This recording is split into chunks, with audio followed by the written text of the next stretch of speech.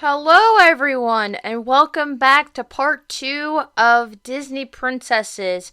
It's me, your host, Lo, and welcome back to Lounging with Lo for the second episode of season 2. I'm so happy that you guys have come back to join me in the conclusion of this episode.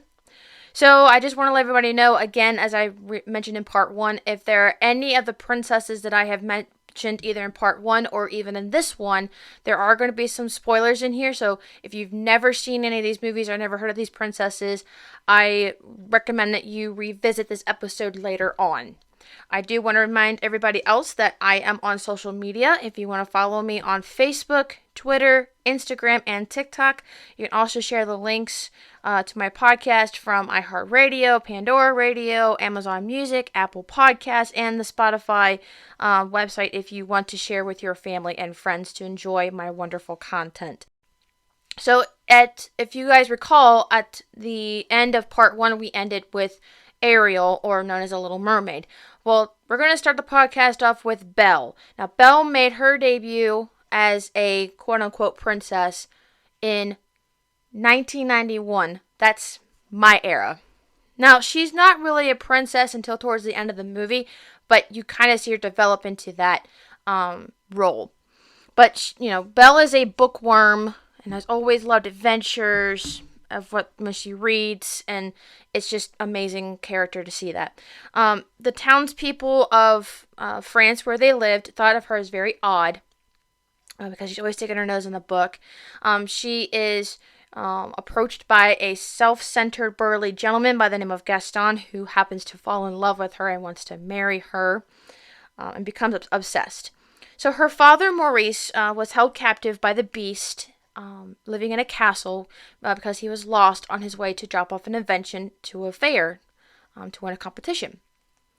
Well, Belle got really worried, so she decided to look for him and wound up at the castle. Well, when she discovered that he was in jail because of the Beast, she decided to take his place because he was just very fragile and not feeling well. So the Beast decided to take the deal and has befriended objects of a teapot named Mrs. Potts, a clock by the name of Cogsworth, a candlestick by the name of Lumiere, and a teacup named Chip, who had human characteristics.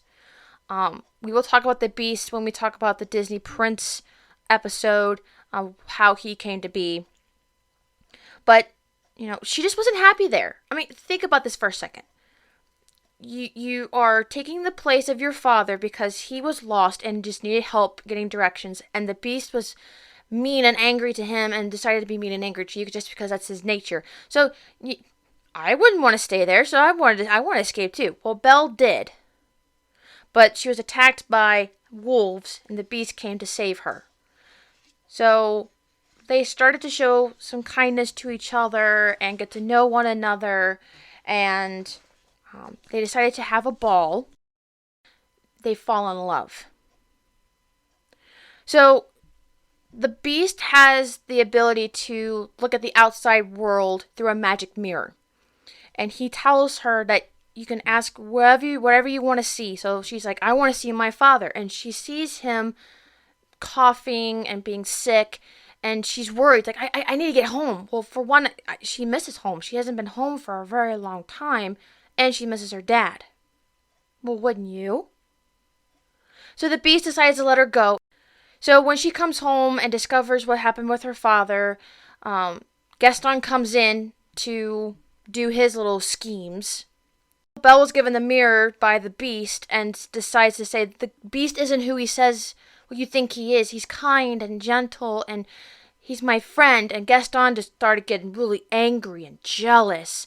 So they decided to go over to the Beast in the castle and storm it. I'm not going to give away the whole spoiler of the movie, so you'll want to watch that. Now, there are different renditions of Belle in Once Upon a Time, which is an amazing series. We're going to talk about that throughout this Disney series here.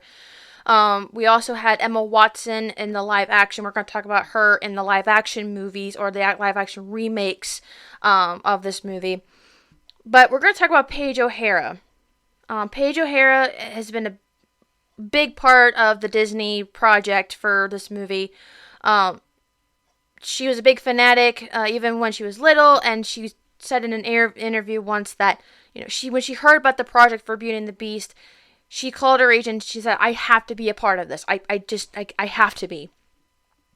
So here's a little cool research I found about Paige O'Hara. So she actually auditioned 5 times for Belle, and because of the confidence that she had, she just knew she'd get the part. Now, also, IMDb says that the reason why Belle was always reading was because it was a sign of intelligence, and this was the first time that Disney ever portrayed this trait in a princess. That was pretty cool, right? So thank you, Paige O'Hara, for lending your singing voice and also your wonderful acting talent for Belle. Now let's talk about 1992. Let's talk about Jasmine. Again, Jasmine is the first princess to represent the Middle Eastern culture for Disney. Now, obviously, she just wasn't really happy with marrying a prince because that's according to the law in her kingdom. So she decided to run away because she didn't want to do this. Like, I'm done. So she meets up with Aladdin, who is a young man who lives on the streets, who lived by his wits, and he helped evade her from the guards. Well, she had to present herself to the guards to say, hey, you need to stop. I am the princess, and I want you to leave him alone. And things happen along the way. So Aladdin becomes Prince Ali Ababwa and meets up with Jasmine, and they decide to fall in love. Well, when he's discovered by Jafar, who is a royal vizier, who is basically a royal advisor to the Sultan, she was very confused. And during Jafar's reign for a few short times, she decided to place a few tricks on him and things like that. And after Jafar was defeated, she still had feelings for Aladdin, but because of the law, she couldn't marry him. Well, the Sultan, who is her father, of course, like, well, am I Sultan or am I Sultan? Go marry whoever you want. Go do it. So she chose him. 2 actresses doing this particular character. One is the Speaking Lines, which is played by Linda Larkin, and we hear the name Lea Salona for her singing voices for the songs in this movie. So thank you, ladies, for providing the talent of Jasmine. Now, let's talk about Linda for a minute here. Linda Larkin actually grew up with Disney princesses, and she had a sense that she might be joining the lineage when she had auditioned for Aladdin. Do you guys know that? No, I didn't think so. Linda actually studied dance during college, and ballet was her specialty. You have different specialties for dance. You have musical theater, ballet, classical, all that stuff like that. But she decided to be a ballerina. So her very first professional job was dancing at an extravaganza that Disney actually produced at the Yankee Stadium when she was only 18 years old. That's actually pretty cool, I think. We're going to talk about Lea Salona. She's the singing voice of Jasmine. She had her breakthrough of her acting career when she was in London on the West End stage when she played the role of Kim in the musical Miss Saigon in 1989 and won the Olivier Award for Best Performance by an Actress in a Musical. That's actually pretty cool. Now, here's something that kind of blew my mind. She began her recording career at the age of 10. Now, this 10-year-old has gone popular to the point that she won a gold record for her album. That's right, ladies and gentlemen. A 10-year-old got her first gold record. That's a great achievement for a 10-year-old, I think. Alright, so the next one we're going to talk about is Pocahontas. She made her debut in 1995, and she's also another first Disney princess to be a different culture. She is from the Native American Algonquin culture. Now, Pocahontas' story in the film is based loosely on historical facts, which makes her a real person from history. Now, Pocahontas is the daughter of a chief called Powhatan, and she happens to see a settler by the name of John Smith and happens to have developed feelings for him.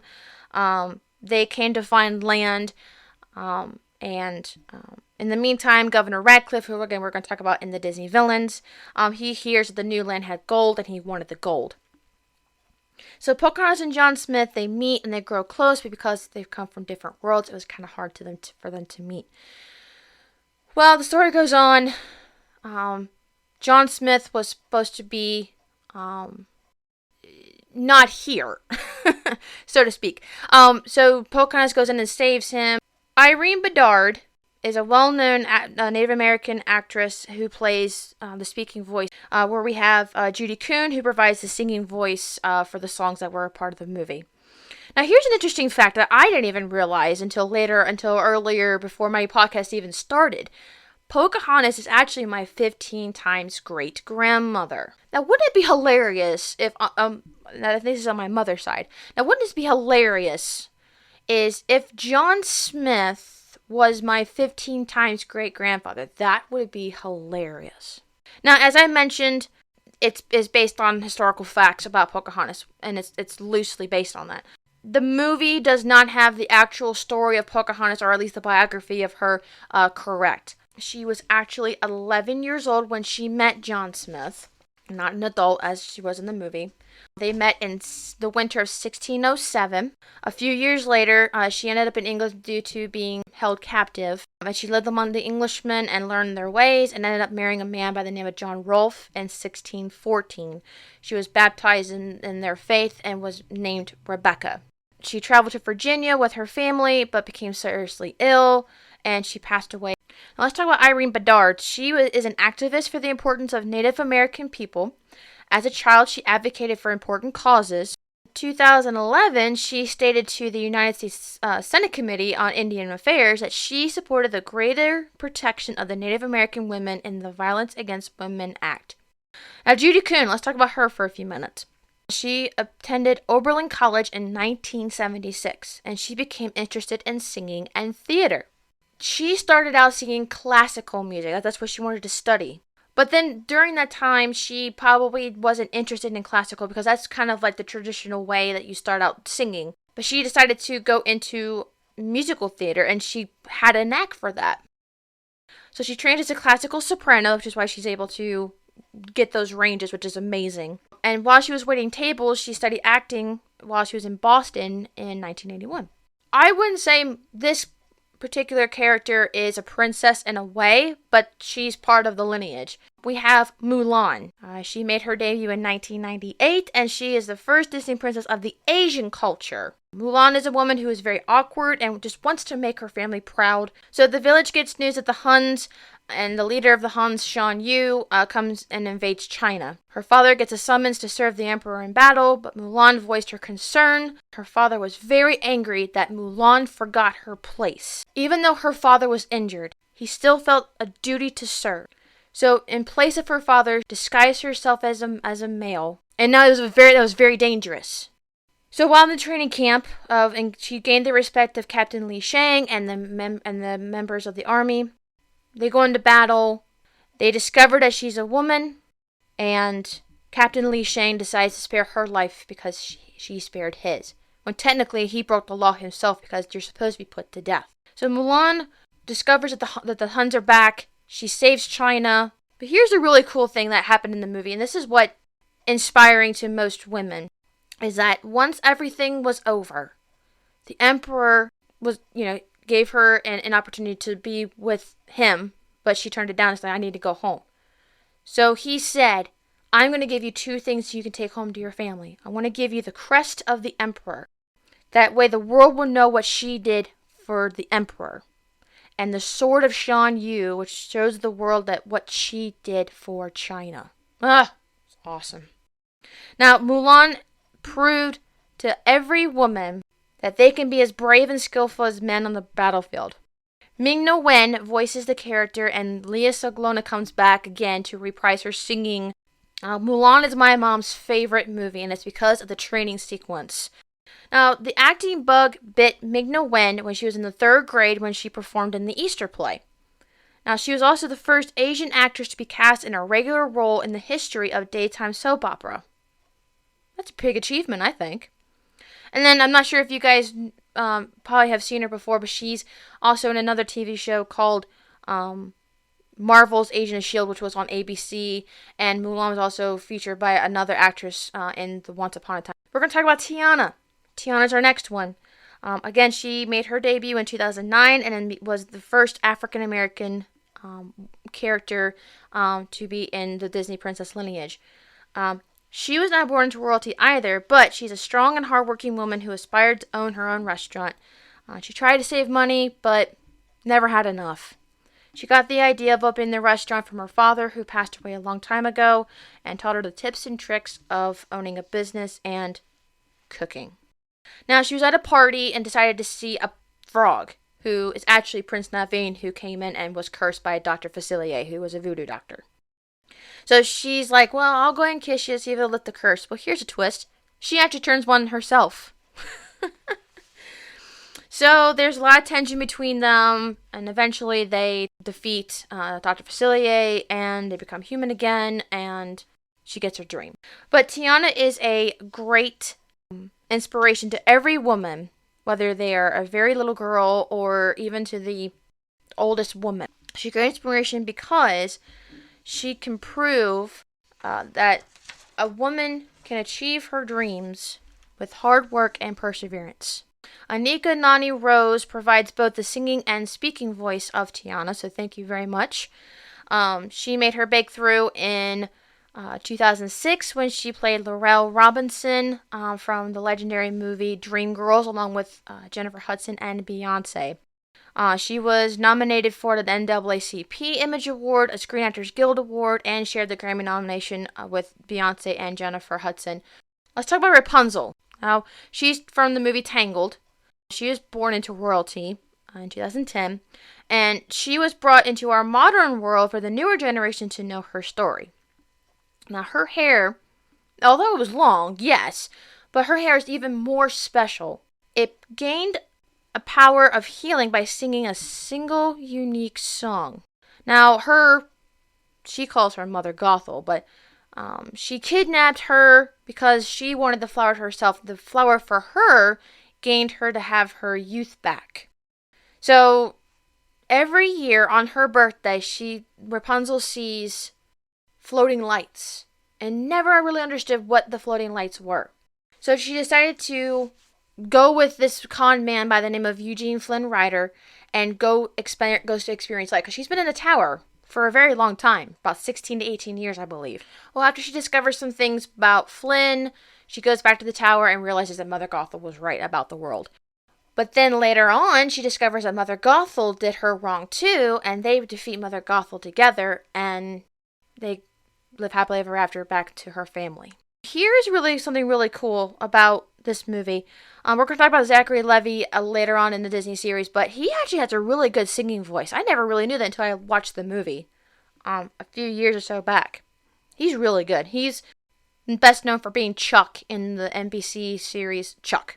Mandy Moore voices Rapunzel, and it's also the singing talent that we all know from the 90s. Mandy Moore also appeared in The Princess Diaries as the main popular cheerleader. We're going to talk about her in the live-action movies. Here's a really cool concept here. I'm sure every one of my listeners has probably heard of the TV series or probably even watched it either on Hulu or maybe watched it on NBC when it was on there. This Is Us. Mandy Moore plays the mother. But here's the really cool twist here. You ready for this? She's actually the youngest cast member. Think about this. A young cast member is playing the role of your mother. Crazy, right? The first Scottish Disney princess, Merida. She made her debut in 2012. She grew up in royalty and was being groomed by her mother to, know the kingdom and what the manners and all this other stuff that has to happen as a Disney princess. She loved her father very much and just was really good at archery. Well, there was a contest by all the clans to have her hand in marriage. But she decided to take matters into her own hands, Merida did, and shoot for her own hand. And she won. But her mother wasn't too happy about that. And so they kept arguing and bickering back and forth. So Merida decided to take matters into her own hands, go see an old lady in the woods and say, I want something to change my mom's mind. Okay, here you go. Well, little did Merida know, she actually changed her mother into a bear. So they tried to work out things together. Their bond became stronger than ever after she turned her back into a human. Now, I was surprised to learn that Kelly MacDonald, who is the voice of Merida, is actually Evangeline from the movie Nanny McPhee. It blew my mind when doing this research. I'm like, what? the things I find, the awesome nuggets I want to share with my listeners. First, princess sisters. Anna and Elsa. They made their debuts in 2013. These sisters lost their parents when their ship decided to sink on a journey. The sisters were separated because of an unfortunate accident with Anna. Because of Elsa's power, she had the ability to freeze things and make snowmen, make it snow, all that fun stuff like that. Elsa was really frightened by her powers as she grew, so she ran away at the coronation ball when she was supposed to be queen. She just didn't want to hurt anybody else. Like, I can't do this no more. So she decided to run away. So Anna wanted to go back, but she had to leave the kingdom in the hands of Prince Hans. So Anna meets an ice harvester by the name of Kristoff, and they find her sister. Well, Elsa wanted to be by herself. Things happened to the point that Anna became a frozen statue. And Elsa came in to embrace the statue of her sister, and the ice started to melt. Well, she realized all she had to do was use her power correctly, rather than hiding it away. Idina Menzel voices and does the singing talent of Elsa, and Kristen Bell lends the voice of Anna. Now, I did not know Kristen Bell could sing. She's an amazing singer as well. Idina Menzel previously starred in a couple of musicals. Rent. I'm sure everybody knows the movie Rent, which I did not know that was her until I looked a little bit further. And she's also best known for being in Wicked with Kristen Chenoweth. Moana. She made her debut in 2016, and she's the first Polynesian princess. And she's the daughter of a chief on their island and was drawn to the ocean ever since she was a little girl. There's a story that she told about Maui and how Maui stole something and messed up the balance of the islands with Te Fiti, who is the mother and creates life and brings other islands into existence. Well, after angering her father about getting fish outside of the reef, she decides to go fix the balance. Awil Caravallo, if I'm saying her name correctly, I'm so sorry if I am not. She provides both the singing and speaking voice of Moana. Now, here's an interesting thing. Dwayne "The Rock" Johnson, who is Maui, his daughter is still unaware that her dad is Maui. I'm sure you've seen reels on either on Facebook, Instagram, or maybe TikTok of Dwayne with his daughter playing the song "You're Welcome," and still has no idea. The last one we're going to talk about is Mirabel Madrigal. She's the first Colombian character that made her debut in 2021. Again, she is not born into royalty or doesn't possess any special powers, unlike her family. But she discovers that something is wrong with the magic at her home. And everyone thinks if they go to Bruno's room, they might have the answers. We don't talk about Bruno, no. I know we're not supposed to talk about Bruno, but we're going to talk about Bruno for just a few seconds. I know, just hang with me here. So while she was in Bruno's room, she finds out that her uncle was there the entire time because he loved his family. He didn't want anything bad to happen or give him any bad news. That's not what he wanted. So the jade pieces that she found in his room, they revealed a picture of her embracing someone. But obviously she got the wrong idea. And then after quarreling with her grandmother, it just ruined everything else. But then they reconciled with each other and the magic was restored. Yay! Stephanie Beatrice lends both singing voice and speaking voice of Mirabel. Now, here's an interesting thing. Lin-Manuel Miranda. You probably have heard that name from the show Hamilton that's on Disney+. He plays Alexander Hamilton. He provided assistance in writing the music for the movie, including the infamous song We Don't Talk About Bruno. Now, Stephanie was born actually in Argentina, and at the age of 2, her parents and her younger sister moved to the United States. They grew up in Texas. She portrayed the character Detective Rosa Diaz in 2013 on the show Brooklyn Nine-Nine on Fox. And she even had the opportunity to direct an episode on the show in 2019. I think that's pretty cool. So that's it, guys. That's the Disney princesses. That's every single one of them. But guys, I want to thank you so much for tuning into this episode, discussing all the Disney princesses from Snow White all the way to Mirabel. Even though some were not born into royalty, but they became royalty later on in their films, or they were born into royalty and just became a greater character through their films. It was awesome to discuss this with you guys. I want you to join me next time as we delve into the world of Disney villains. You do not want to miss those. I want to thank you guys so much. Let's lounge together, guys. Bye.